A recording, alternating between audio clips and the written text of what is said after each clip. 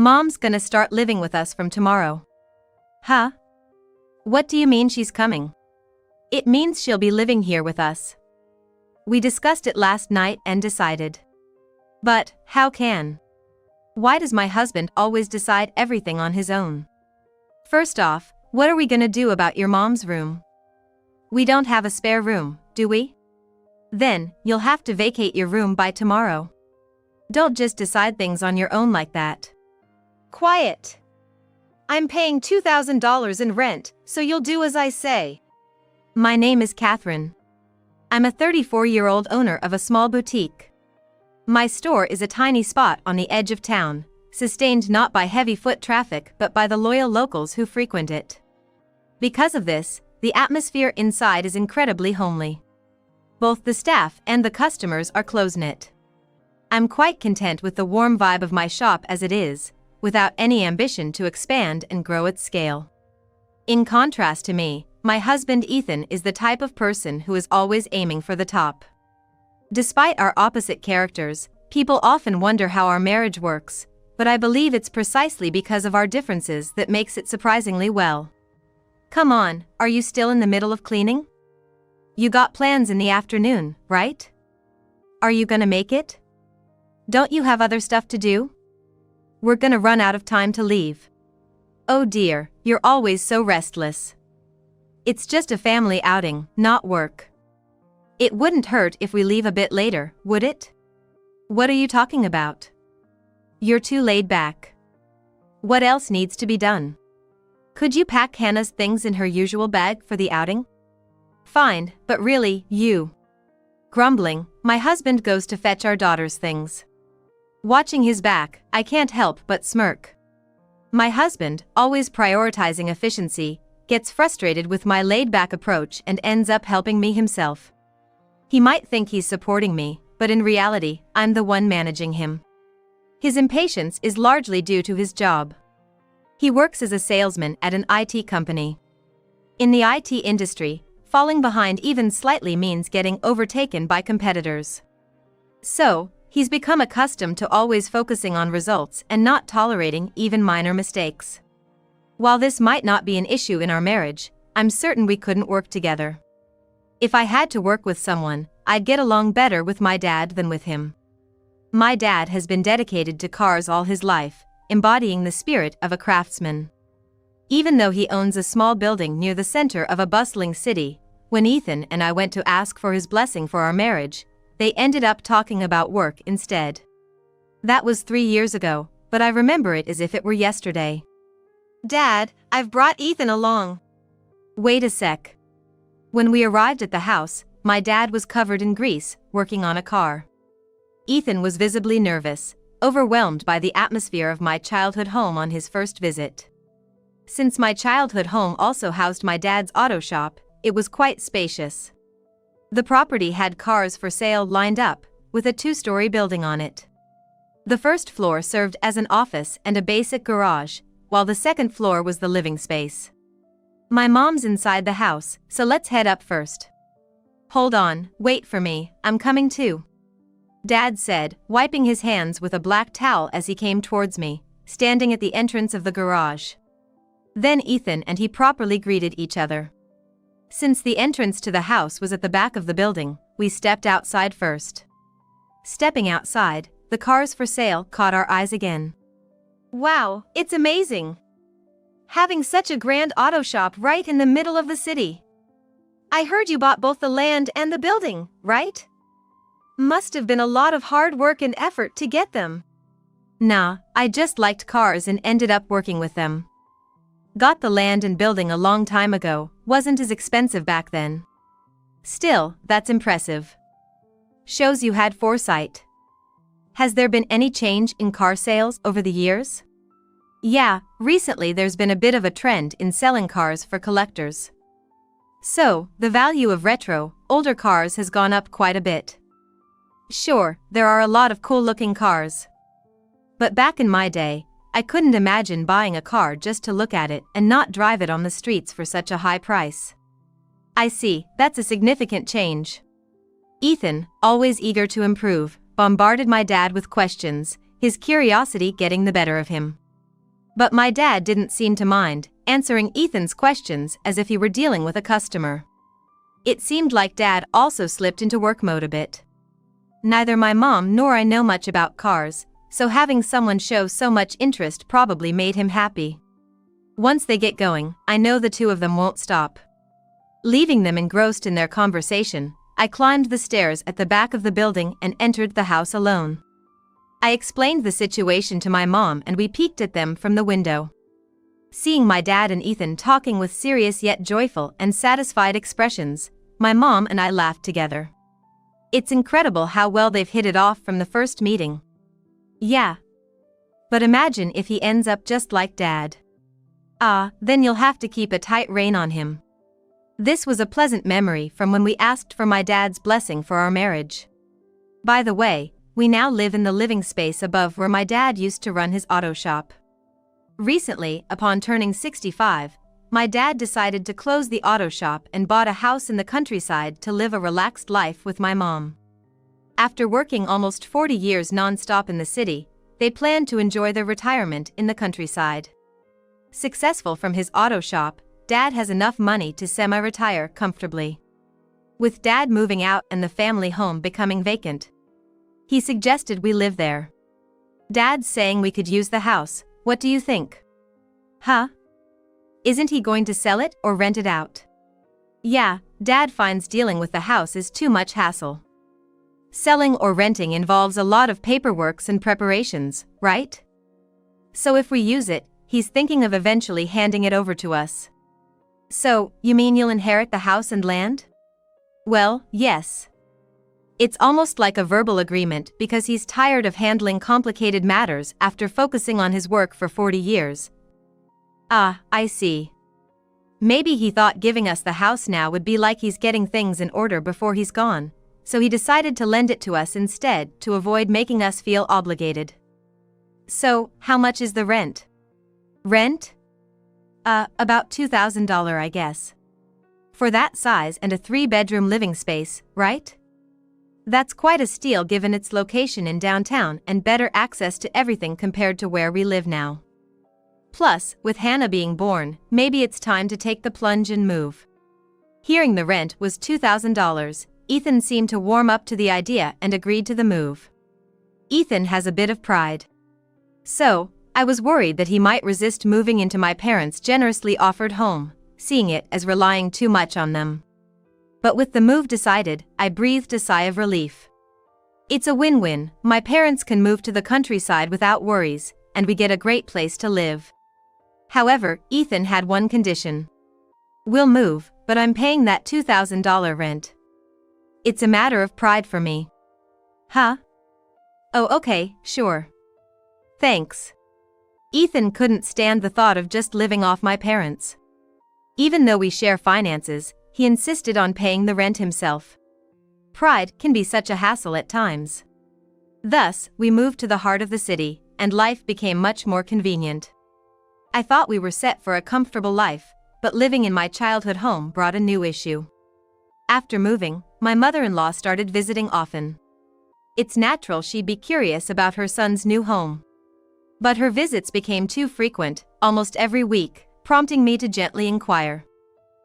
You've been coming over almost every week and staying overnight, then going out on your own. Maybe next time you could go out with us? Oh, don't worry about me. I like going out for drinks with my friends.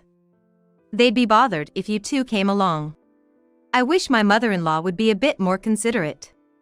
It's tiring having her over every week, even if she is family.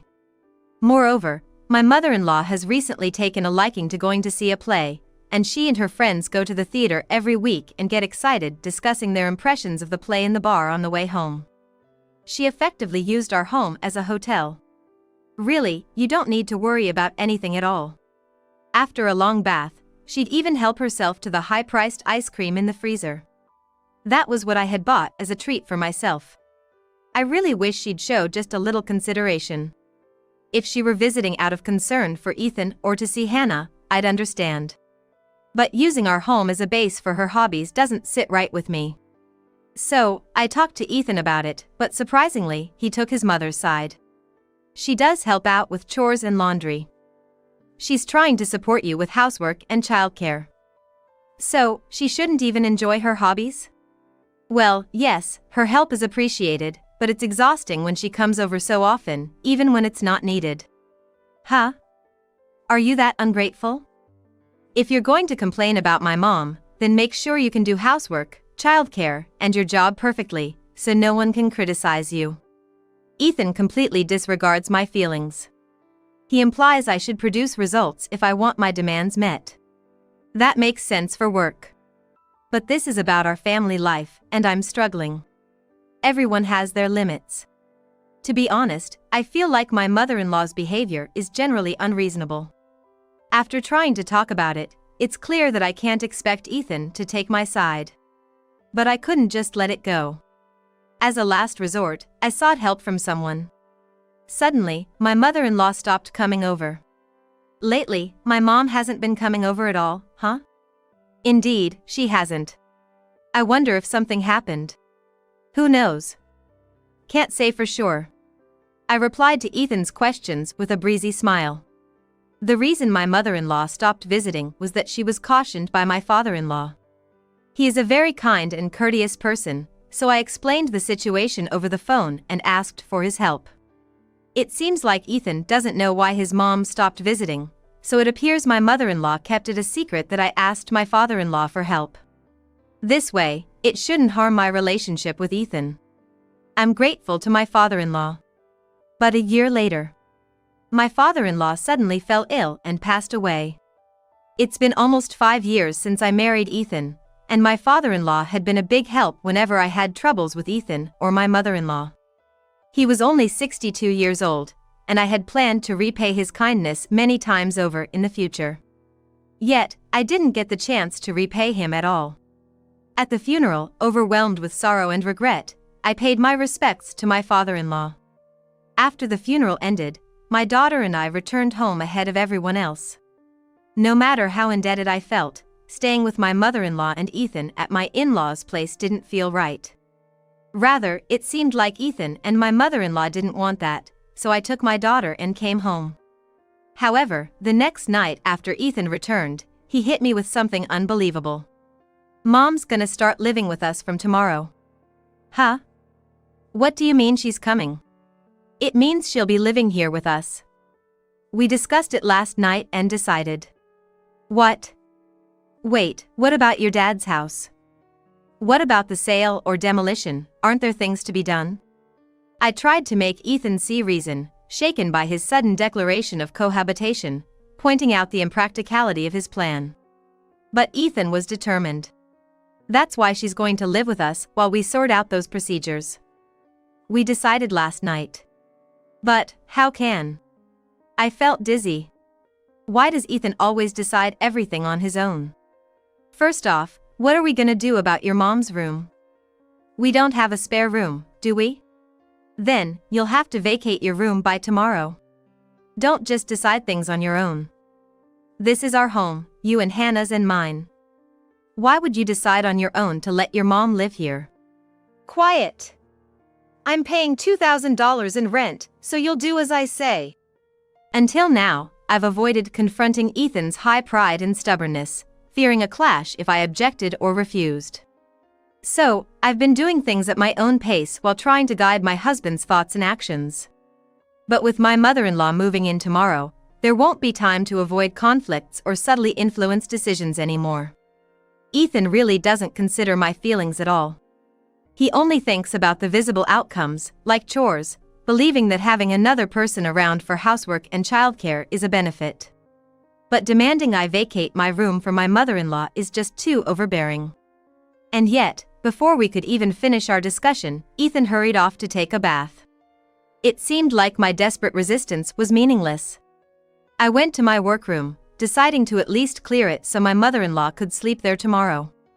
The next day, my mother-in-law arrived, dragging a large suitcase. It's usually not a big deal since I only have one, but carrying all this luggage here was tough. Ethan was at work, so I was the one to greet my mother-in-law at the door. The suitcase must have been really heavy.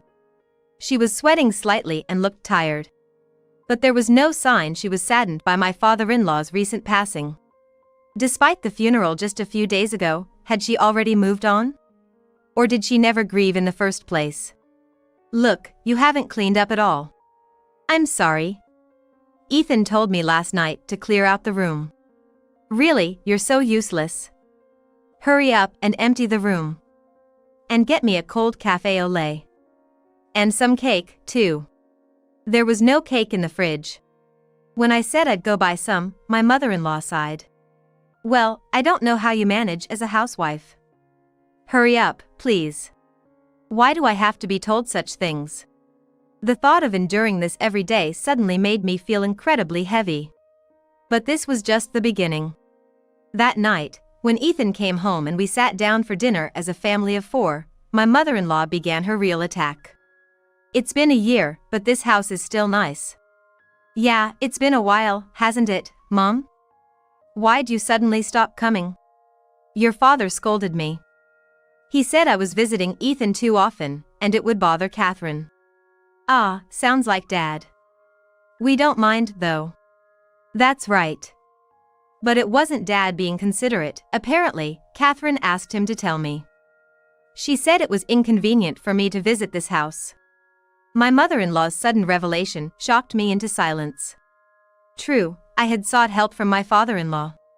But I hadn't phrased it in such a negative way. I just mentioned it would help if she could reduce her visits due to the inconvenience. My mother-in-law was exaggerating to make herself look like the victim. Catherine, did you really say that? Catherine, I'm sorry. I didn't know I was such a burden. We'll be living together from now on, is that okay with you?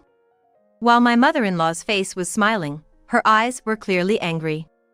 It seems she harbored resentment for being reported to my father-in-law. Her gaze was clearly pressuring me. Catherine, answer me. Did you really say that? No, I didn't say it like that. Oh, is that so? Because I was told by your dad that's what you said. Are you saying he exaggerated the story, or are you implying I'm lying? No, that's not what I'm saying. See, you did say it. You're such a sneaky person, going behind my back. We're going to live together, so you better apologize to Mom properly. I'm sorry. Mom, my apologies. It's my fault for not keeping a tighter rein on her.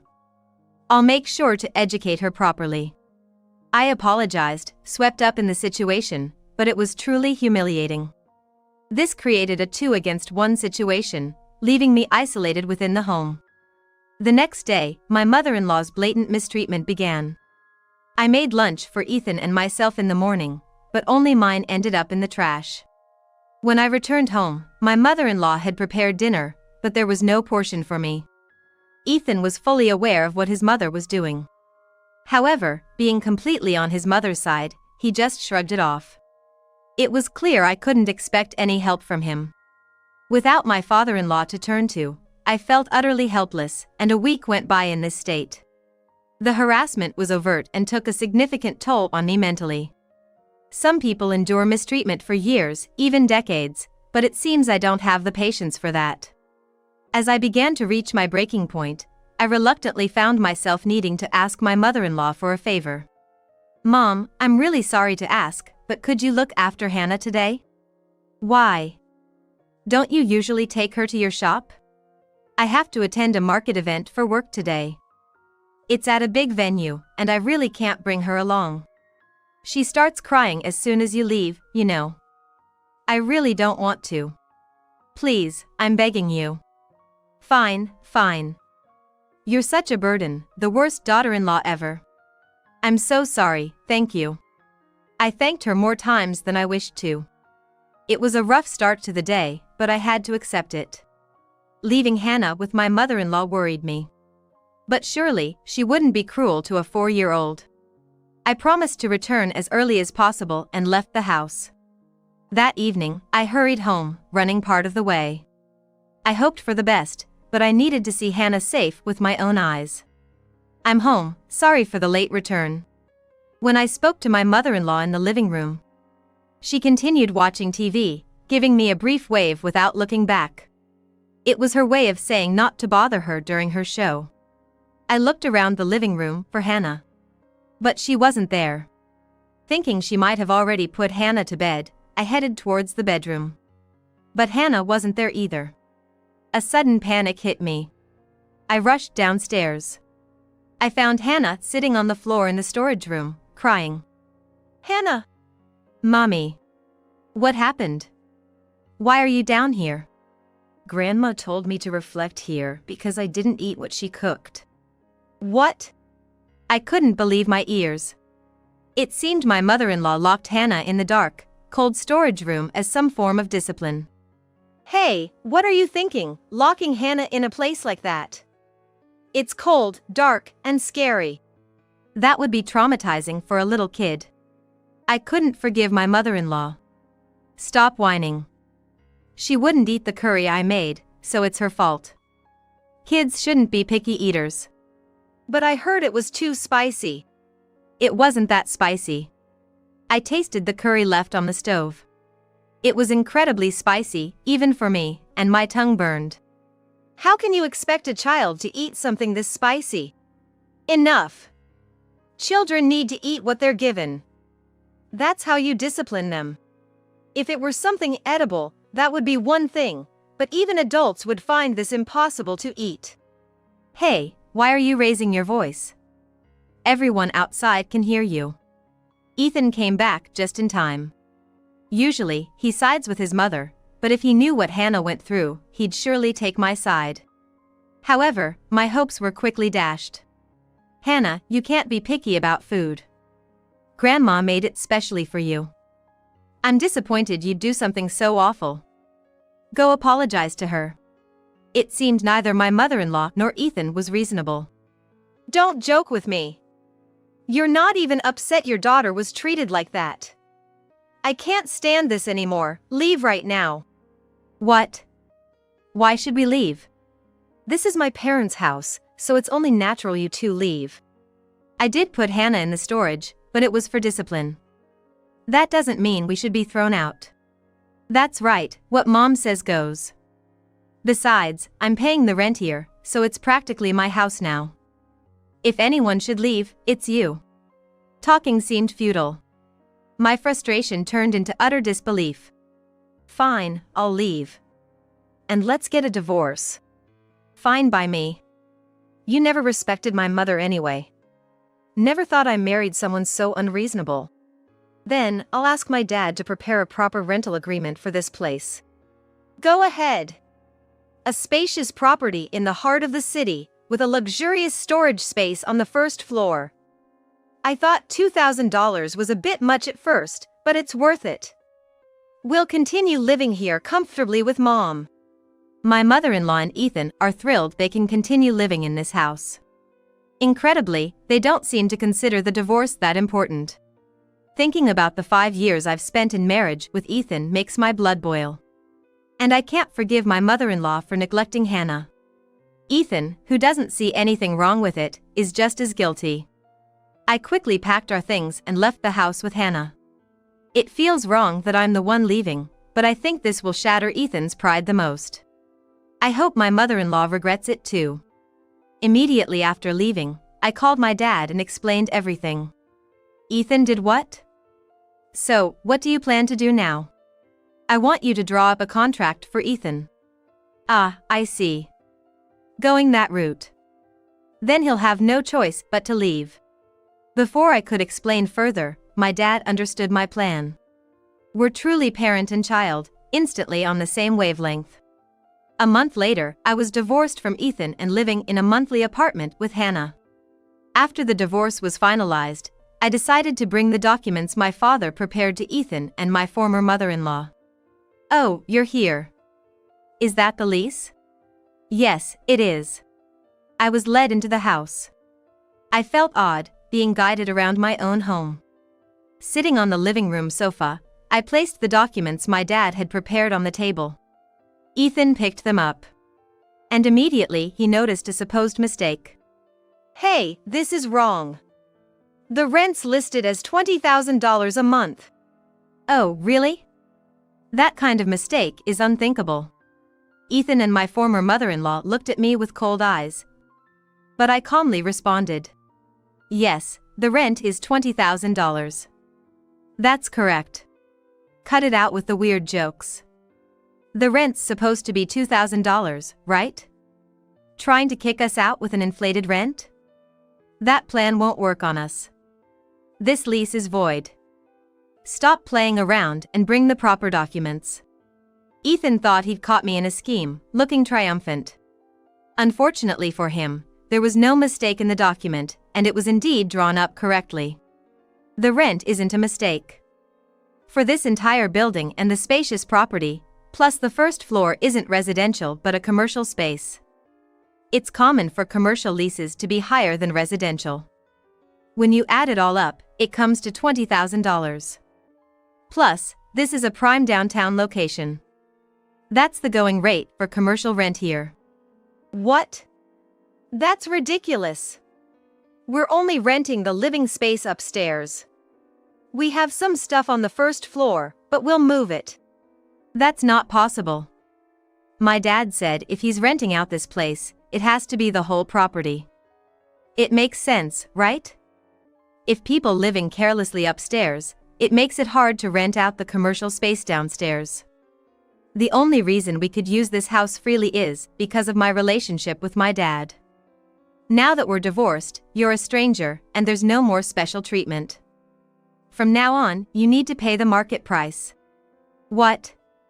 But it was $2,000 before. That's not true. Up until now, the rent was $0. My dad let me use this place for free. It was like borrowing something without a usage fee. Though, I plan to give my dad about $20,000 a year for property taxes. If anything, that would be the rent. Rent $0? That can't be. You said the rent was $2,000. That was a lie. You're too proud, Ethan. I thought if I told you we were living here for free, you'd be hurt, so I made up the rent. Of course, the $2,000 you gave as rent went straight into savings. I also contributed $2,000 every month, saving $4,000 a month. The plan was to save up for 10 years and buy this house from my dad. It made sense and would have satisfied you. But that's no longer necessary. So, please leave now. Your salary won't cover a $20,000 monthly payment, will it? Wait, you can't just tell us to leave all of a sudden. Right, at least give us a 2-month grace period. So, you'll need to pay $20,000 for 2 months' rent. Is that okay? Oh. My mother-in-law seemed to realize the error of her statement and then fell silent. If you can't pay the rent, then leave. If you don't, I'll report you to the police. That's. Ethan and my former mother-in-law turned pale and hung their heads. Eventually, they decided to leave the house. It seems they quickly packed up and moved to an apartment. I had told them to leave within 2 weeks by the end of the month, and they did just that. Threatening them with a $20,000 rent if they delayed even a day probably had an effect. Ethan and his mother had already sold their own house and are now living in a cramped apartment. They thought they could afford luxuries after taking the house from me and spent lavishly on various expensive items. Those payments all came due at once, wiping out their share of the assets, leaving them with no choice but to live in an apartment. Plus, with the alimony payments each month, they can't afford a better place. Well, that's all their own doing. I have no sympathy for them. On the other hand, Hannah and I have moved back into the house and are living happily. Also, a trustworthy friend opened a cafe on the first floor, and I've been helping out there. The cafe has a small section for merchandise, and some of the clothing from my shop are also on display. Spending every day enveloped in the aroma of coffee and the scent of fresh-baked cakes is blissful. Going forward, I plan to prioritize Hannah while enriching my work and personal life. On the other end of the video call, my little sister, dressed in a dazzling outfit, was grinning widely. "Oh, sis, congrats on your wedding. What are you up to over there?" "Me? I'm just changing the dress." She said this as she showed her entire outfit on screen on the phone. She was wearing the exact same colored dress I had chosen. "I was curious what a wedding without any relatives would feel like. I'd love to see it." While acting innocently, my sister was subtly trying to one-up me. Sure. Upon seeing the screen, my sister exclaimed, "What? What on earth is happening over there at your venue?"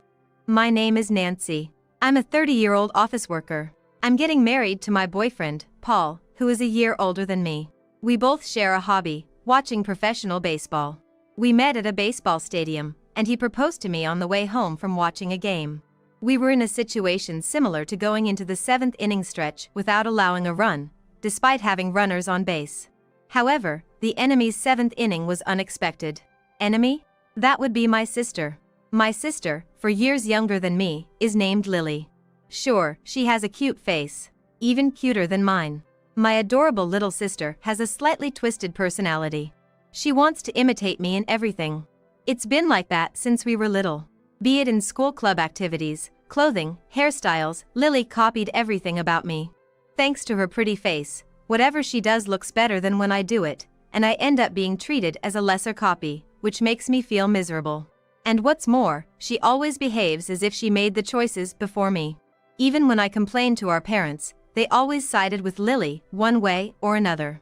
Our relationship as sisters isn't bad, but there have been plenty of times when I've felt the greatest hate springs from the greatest love. But when she mimicked me even in the matter of getting married, I was truly taken aback. After introducing each other to our parents, going through the engagement process, Paul and I finally started preparing for our wedding. We toured several wedding venues, compared estimates and dates, and deliberated seriously. We put as much thought into it as predicting the starting lineup of our favorite baseball team. After all that effort, we found a place where we could hold the ceremony on the anniversary of the day we started dating. It's destiny. Let's have the ceremony here. A few days later, I got a call from Lily. Oh, sis, I've decided to get married too. Eh? Really? Congrats. I genuinely congratulated her. Lily laughed happily. I thought since you're getting married, I should too. I pushed him to propose to me. Eh? Getting married just because I am? Is that really okay? I was a bit dumbfounded when Lily said this to me. Guess what? I accidentally set my wedding date to be the same as yours. What? Turns out, the day you guys picked is considered lucky or something, right? We thought we might as well go with the flow. Lucky day indeed. Sure, it was a favorable day. We decided to get married on our anniversary. Why on earth would she do something so unreasonable? What about the guests? Huh? Isn't it better if they attend my wedding? What? I mean, come on. Guests will have more fun if the bride is cute, don't you think? You just can't pull that off, sis. What? So that's the plan. All our relatives will attend my wedding. I've already contacted everyone in our family. So, heads up, sis. And with that, Lily abruptly hung up. No. She's already contacted everyone. How swift. I felt like a runner was forced out at home plate due to a fly ball in foul territory. If I contacted our relatives now, all I could say would be, it's the same day as Lily's. They would probably think I'm the unreasonable one and feel sorry for Lily. What a disaster. Until now, Lily's antics were only slightly annoying, but now she has directly challenged me. We had two options in the face of such a formidable adversary. Either move our wedding date or proceed as planned. A change-up or a straight play. I apologized to Paul for Lily's inconsiderate actions while sobbing. When we talked to our parents about it, they said, "We hope you two can talk it out and resolve this issue." However, they clearly expected me to be the one to give in. I cried again out of frustration and sadness. I'm fed up with my sister and parents who seem happy about ruining their eldest daughter's wedding. My husband genuinely listened to my concerns. But you know, he said, your sister is the kind of person who mimics everything, right? If we move our wedding date, won't she just do the same and end up overlapping with us? You're right. I replied, convinced. She would definitely do that. If we painfully adjust our schedule, only for it to be crushed again, our wedding memory would be a single word, disastrous. I refuse to let that happen. If it's going to end up like that, there's no point in moving the date. We should value our anniversary and proceed with the ceremony as planned, he suggested. But then, none of our family or relatives will attend, I fretted. Let's think about that, he responded. With our heads put together, my husband and I decided to keep our wedding date. Our parents were terrified at the thought of their two daughters having their weddings on the same day, causing a scramble for attendees. Think again. It will inconvenience our relatives. At least push it back by 6 months. You don't say the same thing to her. She was the one who selfishly decided this. I guess you all think that if I back down, everything will resolve itself. I won't just do as you say anymore. This is my once-in-a-lifetime wedding. We didn't mean that. When I shouted my feelings out loud, my parents were flustered. But soon they confronted me with stern faces. Apologize. Your dad and mom didn't mean anything like that. It's rude to talk to your parents like that. What nerve. If I were the judge, parents like these would be ejected. That's it. I no longer see you as my parents. Goodbye. I am no longer your daughter. And so, I had a fallout with my parents. I didn't feel sad. Instead, I felt surprisingly relieved. It was their choice. After falling out with our parents, my sister contacted me immediately. Sis, what did you say to mom and dad? Both of them look really scared. The atmosphere at home is so tense. I told them I'm not changing the date for the wedding. What? My sister gasped. Huh? But all our relatives are going to come to my wedding, right? Including dad and mom, are you okay with that? I'm fine. Do as you please. I've cut ties with my parents, so I don't care about the relatives either. Oh wow, really? Then let's both have fabulous weddings. I think my sister's audacity is amazing. She's the type to pretend she's hurt even if she wasn't hit by a dead ball. The only reason we've been getting along as sisters so far was because I've been putting up with her. I've been silently enduring, just to keep our family together. Perhaps that fueled my sister's audacity. By the way, sis, what kind of invitations did you choose? What pattern? What color? Are the addresses handwritten or printed? I haven't decided yet. What? Make up your mind. You've got a great taste. I want to use yours as a reference. A reference? So that means she's planning to copy me. As my husband predicted, if I were to change my wedding plans, she would follow and mimic me. Once I became aware of how much I had been enduring, my sister's copycat behavior began to feel like a tremendous stress. But wait, this might be an opportunity. An opportunity to stop unnecessary endurance. An opportunity to give a piece of my mind to my annoying sister and my insensitive parents. I have a few options in mind. Oh, wait, I'll send you some pictures. I decided to be unexpectedly kind to my sister. My sister, oblivious to my intentions, rejoiced with a purr of delight. Wow, I'm so happy. I knew I could count on you, sis, she exclaimed. If she wanted to rely on me, then so be it. Even I am capable of pulling off a trick play. After that, I lost all contact with our parents. We cut ties, after all. But I still keep in touch with my sister. As expected, she chose the same invitation I did and politely sent one to me as well. Then, she started fishing for information. So, about your wedding. I have been properly responding to her. As the wedding approaches, our frequency of contact has increased. What color is the dress? What kind of fresh flowers? What is the ratio of men to women on the venue staff? I am increasingly irritated by my sister, who asks me about everything. With a text that read, "I've chosen this dress. It looks good on me, doesn't it?" She sent me a picture of herself wearing the exact same dress I chose. If she wanted to mimic me that much, then let her. I made a phone call to my sister for the first time since the day she informed me of her wedding date. Hello? So, I've changed the menu for the wedding a bit. What? She was surprised. Why? What did you change it to? I upgraded the meat dish and asked for a better drink course. I also asked them to add one more appetizer. Oh, huh, is that so? What does it look like? Do you have a picture? I want to see. Sure, but what will you do after you see it? I'll use it as a reference. By reference, she meant to use it as a model. Using it as a model means doing the same thing.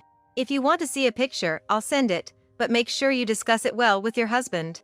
Changing the menu can significantly affect the wedding expenses. You said you couldn't afford any more expenses last time. I know that, but if you guys can do it, then of course we can do it too. That's what you think. It would be nice if you could. My sister urged me to send the pictures immediately and hung up. I let out a huge sigh. Watching me, my worried husband said, "Why don't you stop contacting your sister? It's stressful, isn't it?" Yes, it's stressful, but I can't stop now. I've decided to teach her a lesson. If I back down now, I'll end up going down the same path as before. I can't stand that. It's okay. I won't stop. This is a battle between sisters who share the same blood. What? I'm going to win this fight. This is the WBC for my sister and me. Not the World Baseball Classic, but the Women's Bridal Classic, you knucklehead. On the day of our weddings, my husband and I were both nervous. There was the stress of being in the spotlight on one of the most important days of our lives, and we were worried if everything would go as planned. However, once the ceremony began, all the nervousness vanished. Everyone we invited was watching us with warm eyes. I was so happy that I burst into tears. The reception following the ceremony started smoothly, and I was on cloud 9. Even during the reception, I kept my smartphone close by. It was to take photos with the attendees. Then, my phone rang, thinking it might be a bad timing, but when I checked the screen, the call was from my sister. I hesitated for a moment, but then moved to a corner of the venue to answer the call. On the other end of the video call, my sister, dressed in a gorgeous outfit, was grinning.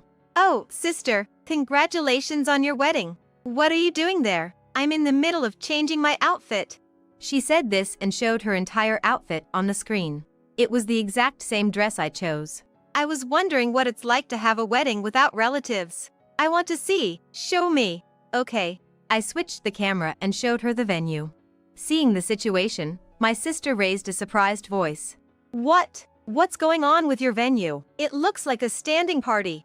That's right. Instead of a regular reception, we decided to have a pay-as-you-go wedding reception party.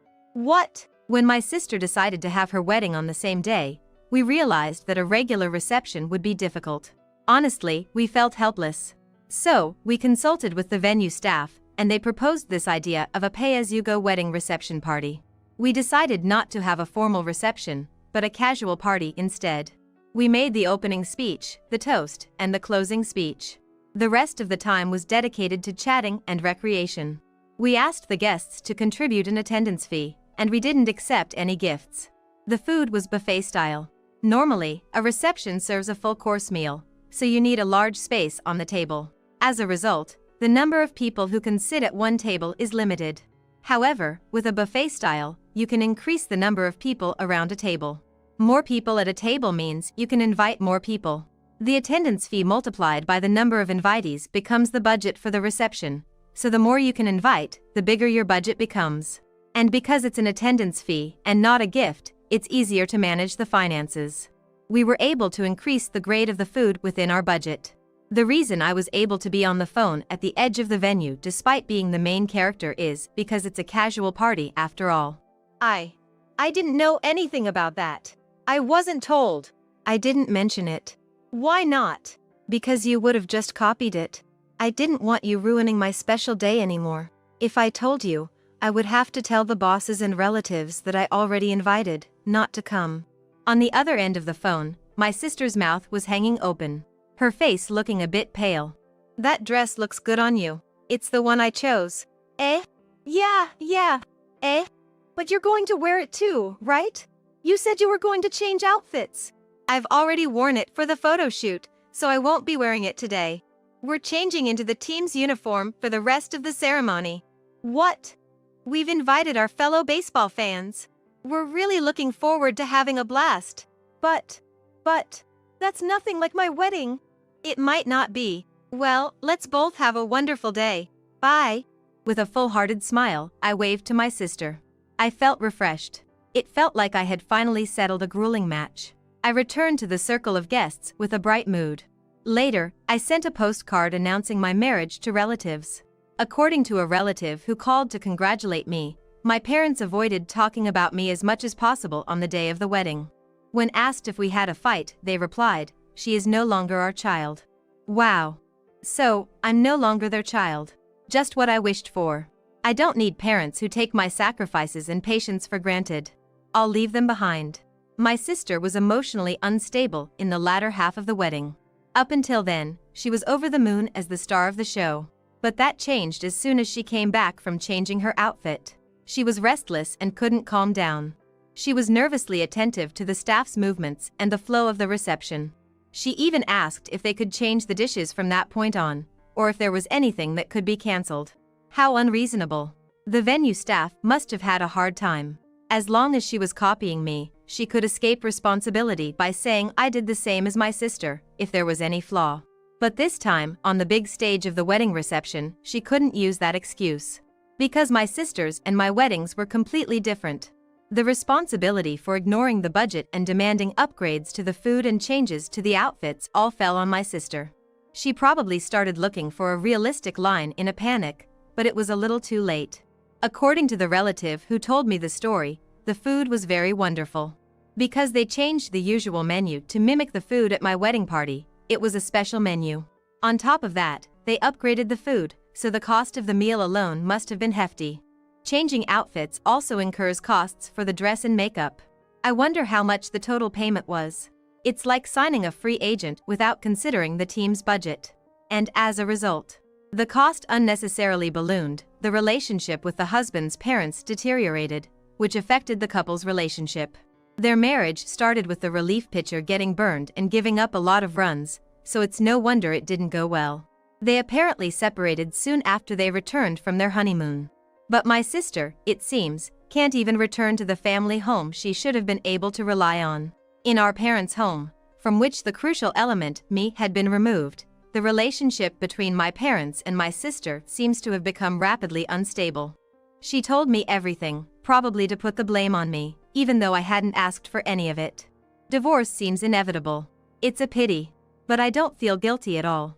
When she finds her next partner, I hope she will think and act independently. Once the rush of the wedding was over, my husband and I visited my in-laws. We went to express our gratitude once again to my in-laws, who understood our decision to forego a wedding ceremony and reception with relatives, and to hold a wedding party instead. To our surprise, my in-laws had prepared a luxurious cake for us as a surprise. The room was beautifully decorated and there were pretty flowers everywhere. They warmly welcomed us, congratulating us on completing the party. Despite not being able to see their son in his tuxedo because of my circumstances, they were incredibly kind to me. I was so grateful and moved that I burst into tears. In front of my in-laws, who were holding up their cameras, my husband and I cut into the cake together. Wedding cake cutting. Despite losing heavily to the opponent's lucky 7th inning, we managed to hit a grand slam and pull off a spectacular comeback.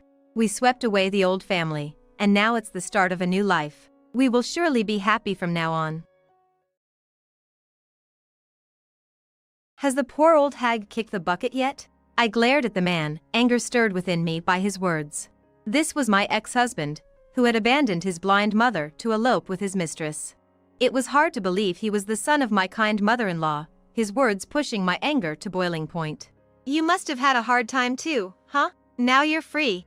Do whatever you want. Though there's a limit to what an old bag like you can do, I guess. His raucous and vulgar laughter rang out. Hiding my anger, I flashed a smile back at my ex-husband. Yeah, I've just inherited $3 million. So, I'm gonna enjoy my freedom from now on. The smirk vanished from the face of my ex-husband, who had just been belittling me. He probably couldn't even imagine that he would soon be begging me for forgiveness. My name is Grace. I'm 63 now. I got married young and moved in with my in-laws. While blessed with kind in-laws, my husband was a severe disappointment. I divorced him 10 years ago. At the time, I was 53. Our daughter, Mary, was 18. And our son, Jack, was 15. It was the most expensive time for their education. On top of that, my mother-in-law was blind. Between supporting my children's education and taking care of my mother-in-law, life was anything but easy. My ex-husband, John Young, and I met at the company where we worked. When I joined the company at 18, John was 24 and had been working there for 2 years after graduating from college. He was a senior and seemed reliable, which made me look up to him. John was popular and good at taking care of others, often helping me, who was still inexperienced. Despite being a catch, for some reason, he took a liking to me and asked me out. After we decided to get married, I met his parents for the first time. His father had mobility issues, and his mother was blind. Knowing that John was supporting his parents while working, I was deeply moved. However, my parents opposed our marriage. They were worried that I would have a hard time as caregiving was clearly in my future. But I was young, and I admired his wonderful parents, so I ignored my parents' concerns and got married. My parents, upset that I had married on my own terms, said they would cut ties with me. But I already had a new family. Youth is scary. I wasn't afraid of anything. After getting married, I quit my job. I took on the responsibilities of caring for my in-laws and managing household chores so my husband could focus on his work. My in-laws were deeply appreciative of me and treated me as their own daughter. They never forgot to express their gratitude and show consideration towards me. Although caregiving was difficult, spending so much time with them made it less of a burden. My husband worked late every day. I was under the impression that our household was running smoothly. One day, I ran into a former coworker of my husband's at the grocery store. Naturally, we started talking about my husband and me. The coworker said, "Your husband, Mr. Young, always leaves work early because he's worried about you, Grace. He's such a wonderful husband." I couldn't believe my ears. My husband always came home after 10 p.m. He was never home early. There must have been a mistake. That's what I thought, but I couldn't say anything at the time. All I could do was give an awkward smile and agree, yes, that's true. When I got home, I brought it up with my husband. I had planned to subtly hint at the subject. "You've been coming home late recently. Can't you come home a little earlier? I feel bad for your father. It seems a little embarrassing for him to be cared for by a woman. Can't you at least help him bathe?" But before I could finish my sentence, my husband yelled at me. "What? I'm working, you know? I'm not just messing around. Tell my dad not to be so demanding." "But your father isn't demanding anything. I just felt that way." My husband seemed to have no intention of helping with the caregiving. Moreover, I felt he was being too defensive. My bad hunch was probably right. But I couldn't admit it at that time. I was scared of what would happen to me if I confronted him and discovered something I didn't want to know. I had gotten married against my parents' wishes, so I didn't have a home to go back to. I was worried about my in-laws too. In the end, I chose to live each day as usual. One day, I thought of buying an electric wheelchair for my father-in-law. Right now, he gets by with a cane and a manual wheelchair. But with an electric wheelchair, he could even go for a short stroll. If I put my blind mother-in-law in the wheelchair and push her, we could go for walks further afield. I discussed this with my husband. I never doubted that he would agree. But his response was lukewarm. "Huh? Do we need it?" My husband made a grimace at my suggestion. "I'm barely making ends meet with my income. Do we really need to spend money on that?" We were not well off, that's true. But if the wheelchair could bring even a little happiness to my in-laws, I wouldn't consider it a waste of money. So, could we perhaps borrow a bit from the bank and repay it later with my in-laws' pension? I mused. John seemingly partially agreed, warning, "Just don't put me in trouble." I couldn't relay his words verbatim to my in-laws. Yet, when I conveyed the message positively, indicating we could borrow from the bank, my father-in-law was elated. Together, we visited the bank, set up a loan, and purchased an electric wheelchair. My in-laws were utterly thrilled. However, not long after, my father-in-law passed away. I, along with my mother-in-law, were deeply saddened, but John grumbled, "He's just left us with the debt." That's why I said we didn't need to buy it. I was sure my mother-in-law overheard it. And I was filled with guilt.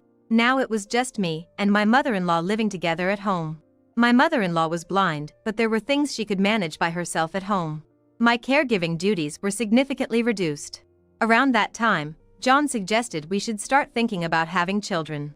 I was doubtful about John at first, but if he's saying that, maybe there was some misunderstanding before. Eventually, we had 2 children. Unfortunately, John didn't change even after the kids were born. He barely paid attention to the household matters. My days were filled with the endless cycle of chores and childcare. Despite it all, my mother-in-law's happiness was my saving grace.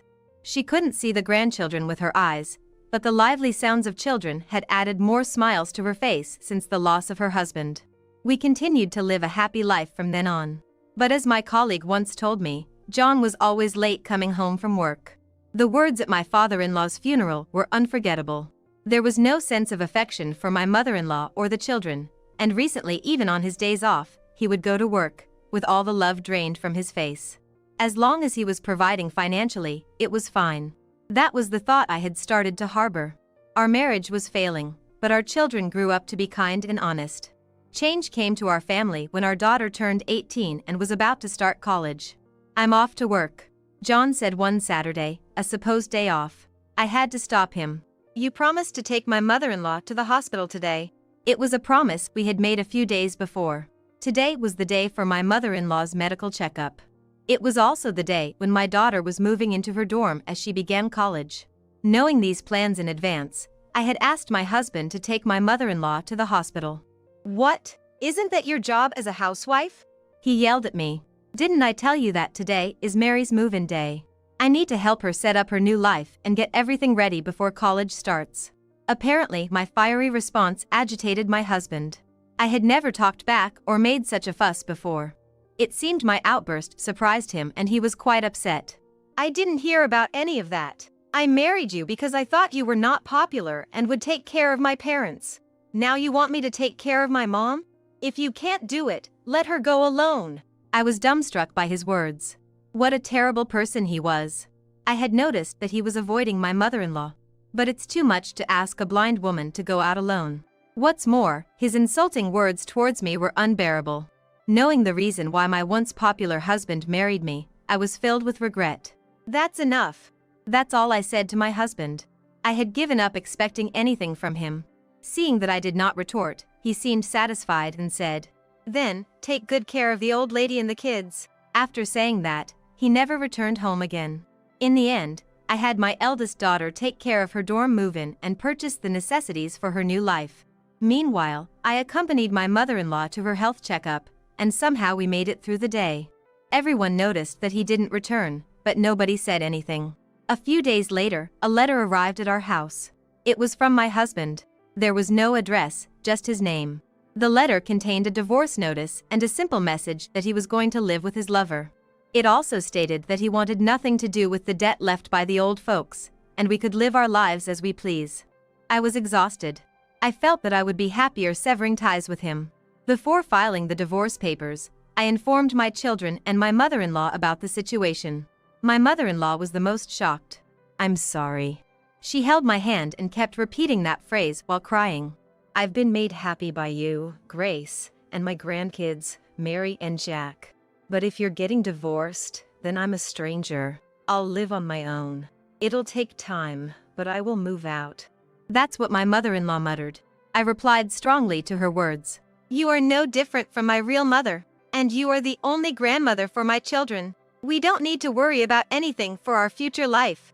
We are still a family even after the divorce. Let's live together as we have been." Upon hearing my words, my mother-in-law thanked me while sobbing. However, I was not without worries. Even my husband was better than nothing when it came to the financial aspects. Now, he was gone. I desperately searched for a job, but no one would hire me as I had been a housewife for many years. Both Mary and Jack offered to work. When I thought it was inevitable, my mother-in-law spoke up. "Go to college or high school without worrying. Grace, you can continue as you are without working. Leave it to me." We were perplexed by her words. However, just as my mother-in-law said, our lives continued without any change. If anything, I felt we were allowed to live more lavishly than when my husband was with us. I filed for divorce through my lawyer. My mother-in-law wanted to report him missing, but I had no desire to see that man again. But surely, she must want to see her son, my ex-husband. But even after she reported him missing, my ex-husband was never found. Our family of 4 created many memories, and about 2 years ago, my mother-in-law left to join my father-in-law. In the end, she never got to reunite with my ex-husband during her lifetime. Technically, my ex-husband is her son. I can't just not contact him. But even when I looked up his address, there was no one living there. Reluctantly, we held a small funeral, sending off my mother-in-law with just the 3 of us. And now, standing before me is my ex-husband. He appeared in front of me by chance when I was out shopping alone. I thought I had mistaken him for someone else and decided to ignore him, but he kept his eyes on me. It's probably not a mistake. He must have thought the same because he started talking to me, showing off a much younger-looking woman beside him. "Grace, right? You're as glum as ever. How rude to say something like that." The woman next to him also laughed softly. Seeing them mocking me made me sigh. And just when I was about to walk past them, "Did the poor old hag already kick the bucket?" I stopped in my tracks at his words and glared at my ex-husband. "Poor old hag? Who are you talking about?" As I asked him that, he smirked and answered, "You know who I'm talking about, don't ya? The blind old hag we lived with. Heard it through the grapevine. Must have been tough for you, huh? But you're free now. Do what you want." Well, there's only so much freedom an old hag like you can handle.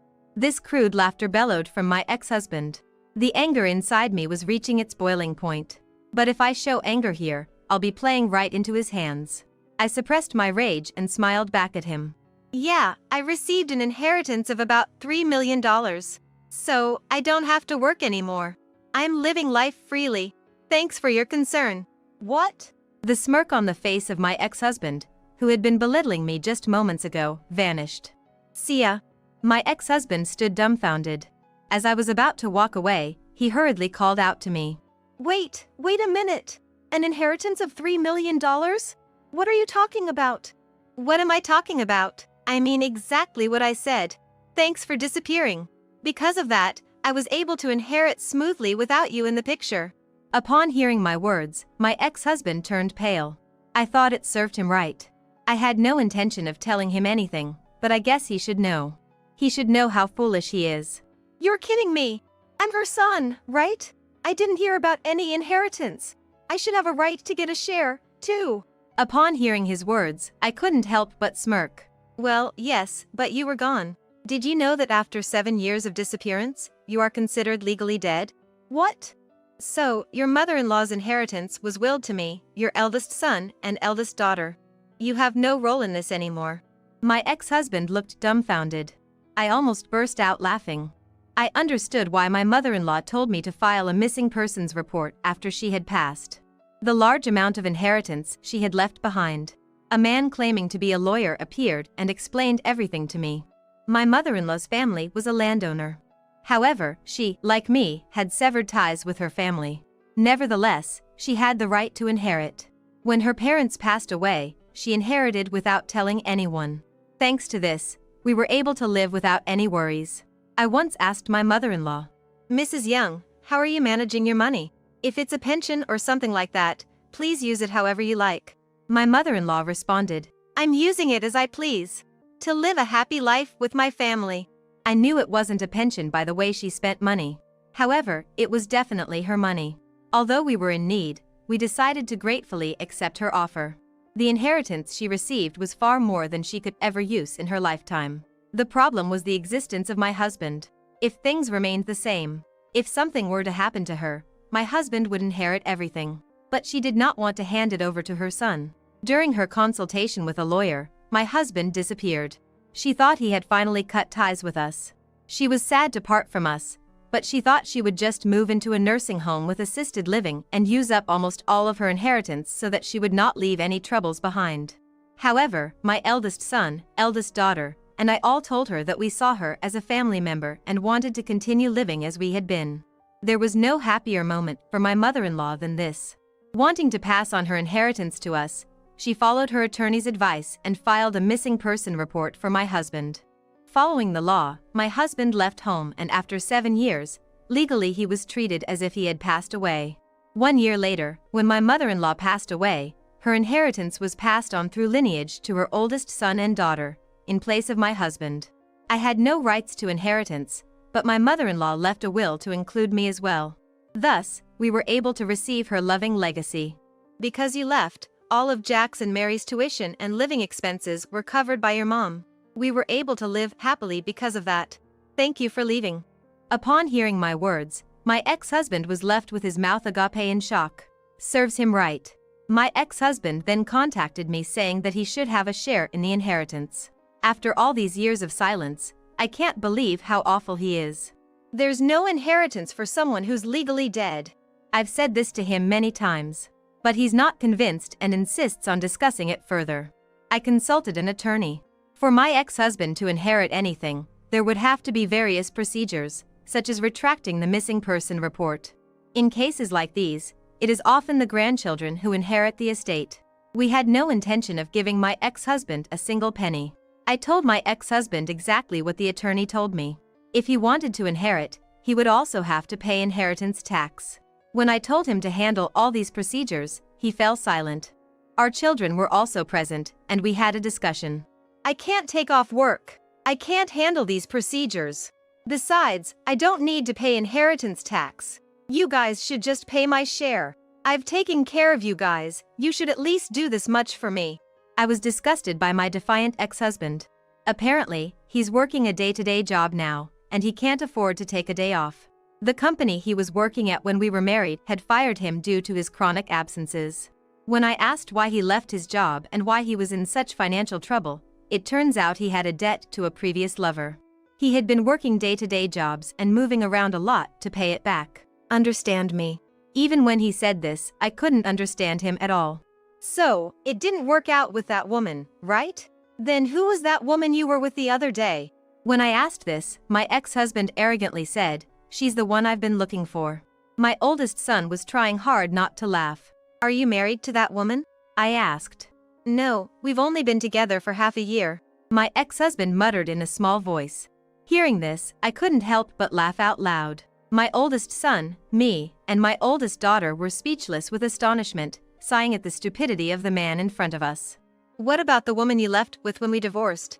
She said she couldn't make me happy and left. He said this nonchalantly, but does he realize that he was dumped? I guess he's been living his life changing women one after the other like that. You're an old man, stop acting like you're still young.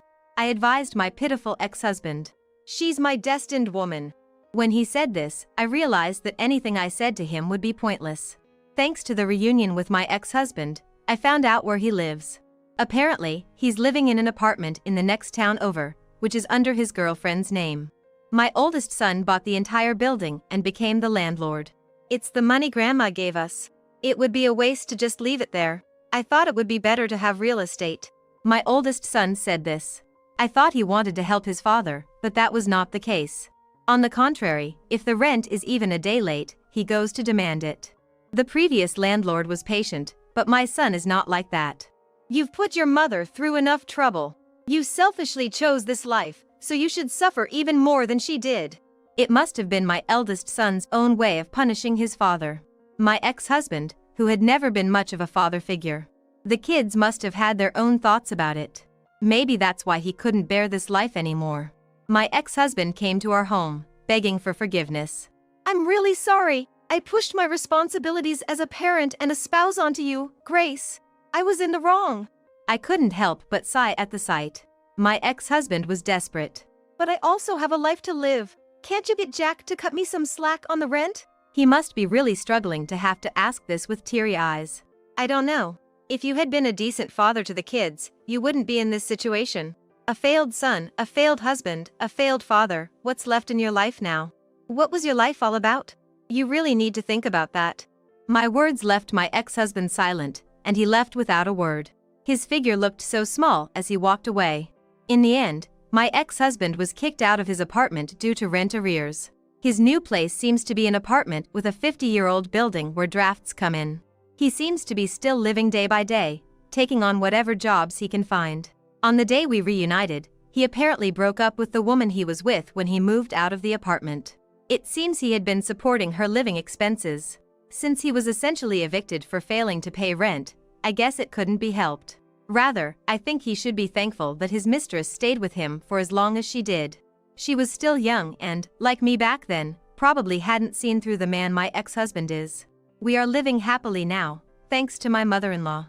As my eldest son said, we invested in real estate and stocks, so we can earn passive income, and we have plenty of time for leisure, like traveling every month.